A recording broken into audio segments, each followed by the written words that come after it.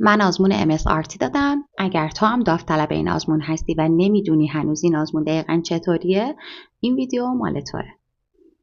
آزمون MSRT یه آزمون داخلی زبان انگلیسیه که اگر میخواید مثلا دکترا بخونین یا رشته‌ای رو بخونین به صورت کلی که مدرک زبان ازتون میخوان داخل ایران، یکی از آزمون‌هایی که مورد قبولشون هست معمولا آزمون MSRT هستش که به جای آیلتس و تافل میتونید آزمون MSRT بدید. طبیعتا آزمون MSRT راحت‌تر از آزمون آیلتس و تافل هست و از نظر هزینه‌ای هم خیلی با هم دیگه فرق میکنن.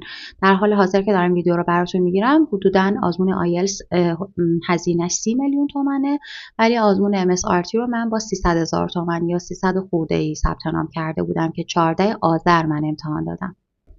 بریم در مورد بخش لیسنینگش صحبت بکنیم. بخش لیسنینگش 4 تا سکشن داشت. توی سکشن اولش کانورسیشن های خیلی کوتاه، یعنی سوالاتش واقعا آسون بود، بهتون داده میشه و شما باید خب گزینه درست رو حدس بزنید. منتها اینکه وقت خیلی خاصی ندارید بچه‌ها که بخواید سوالات رو بخونید توی هیچ کدوم از سکشن های لیسنینگ. اتفاقی که افتاد و خیلی جالب بود برای من این بود که بدون اینکه وقت خیلی خاصی بده، شاید 10 ثانیه 15 ثانیه شما بیشتر وقت نداشتید بین هر سکشن لیسنینگ، میومد لیسنینگ رو حالا میخون. لهجه بد نبود، 2 نفر ایرانی بودن طبیعتا که داشتن لیسنینگ ها رو میخوندن، یه خانم و یه آقا. لهجه آقای خوب بود، قشنگ تلفظ میکرد، ولی خانم حداقل 2-3 جا هم توپق زد و خیلی واضح و خوب تلفظ نمیکرد یه سری جاها رو، البته نمیگم همشو.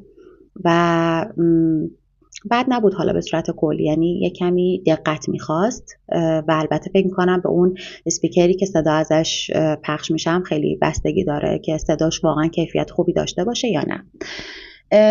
بعد از اینکه می اومدن لیسنینگ ها رو میخوندن یک تایمی میدادن و تو اون تایم متن سوالات رو از رو میخوند، یعنی همون از اسپیکر پخش میشد، متن سوالات رو میخوندن، باز چند ثانیه صبر میکردن میرفتن در واقع سوال بعدی. ولی اینکه بخوان به شما وقتی بدن اینکه از قبل اینکه لیسنینگ پخش بشه شما سوالات رو یه دور بخونین اصلا آشنا بشین قضیه در مورد چیه، همچین چیزی نبود. شاید 10 ثانیه میگم نهایتا، که اونم اصلا وقت کافی نیست به این علت که سوالات طولانی بود. گزینه‌هاش هم همینطور، تا میومدی بخونی حتی اگر فست ریدر هم میبودی بازم نمیتونستی همه سوالات رو بخونی. در مورد بخش گرامر و ریتن اکسپرشنش هم باید بهتون بگم که اگر زبان آموز سطح B2 هستید، حدود اواخر B2 و خوب به گرامرها تسلط داشته باشید، گرامرش واقعا آسون بود. این کلا بخشش واقعا آسون بود، چیز خیلی خاصی نداشت. سوالاتش هم خوب بود، خیلی راحت میتونستین تشخیص بدین که در واقع جواب درست کدومه، به شرطی که واقعا تسلط کافی برای گرامرها داشته باشین. بخش 4مش در مورد ریدینگ بود. 4 تا تسک داشت. میتونم بگم که واقعا توش هم تسک آسون بود هم تسک سخت بود. واقعا برای معنی کلمه فقط توی ریدینگ بچه‌ها اومده بود مثلا یه سری کلمات رو خط کشیده بود و تو سوال ازتون خواسته بود که بگید که معنی مثلا این کلمه‌ای که تو فلان پاراگراف خط کشیده شده به کدوم کلمه توی گزینه ها مثلا نزدیک تره. سوالات لغتش به این شکل بود که شاید مثلا توی هر ریدینگ 2 تا فکر میکنم حدود 2 تا یا 3 تا کلمه بود که خط کشیده بود که از شما میخواست معنیشو در واقع بیاین حدس بزنین که حالا یا سینونیمش کدومه یا به کدوم کلمه نزدیک تره توی آپشنایی که تو سوال بهتون داده بود.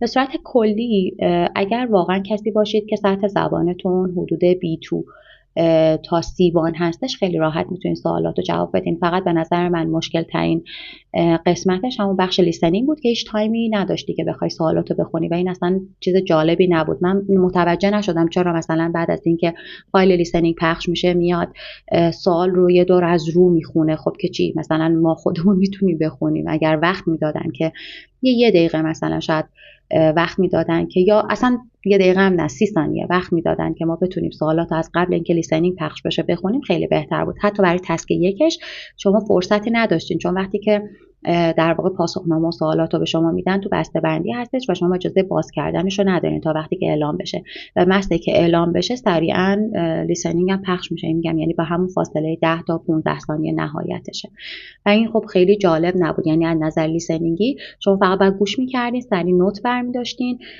تا بعدش یه چیزایی یادتون بمونه بتونین سوالات رو جواب بدین. این کلیات آزمون MSRT بود که خیلی به دردت میخوره اگر داوطلب این آزمون هستی یا در آینده شاید نیازت باشه که این آزمون رو شرکت بکنی.